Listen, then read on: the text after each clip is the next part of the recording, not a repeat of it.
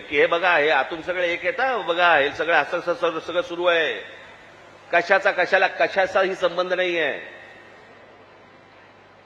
कोणाशी माझी मैत्री असो, दुश्मनी असो, काहीही असो, एक गोष्ट निश्चित सांगतो, महाराष्ट्राच्या बाबतीत, मराठी माणसाच्या बाबतीत आणि मराठी भाषेच्या बाबतीत राज ठाकरे कोणाशी तडजोड करणार नाही.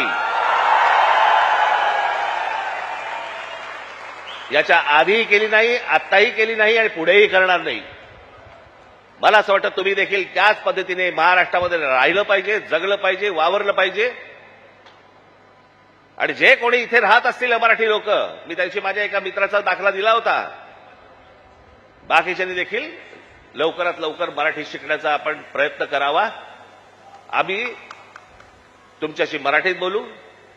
तुम्हाला सर्वांना तुम्हाला सांगणं आहे, ज्या ज्या ठिकाणी जाल, दुकानात गेलात, बसमध्ये गेलात, ट्रेनमध्ये गेलात, टॅक्सीत बसलात, कुठेही गेलात, जास्तीत जास्त प्रमाणात म्हणण्यापेक्षा कायमस्वरूपी तुम्ही समोरच्याशी मराठीमध्येच बोला, त्याला मराठीत बोलायला भाग पाडा. आत्ता माझ्याकडे कर्नाटकातला व्हिडिओ आलाय. कर्नाटकामधले तो माणूस तिकडे त्या रिक्षावाल्यांना हाकलून देतोय. बातम्या नाही होणार, कारण त्यांचे सत्ताधारी, त्यांची सरकारं त्यांच्या जनतेच्या, त्यांच्या लोकांच्या खंबीरपणे पाठीशी उभे असतात. वरती कोणी येऊ अगर न येऊ,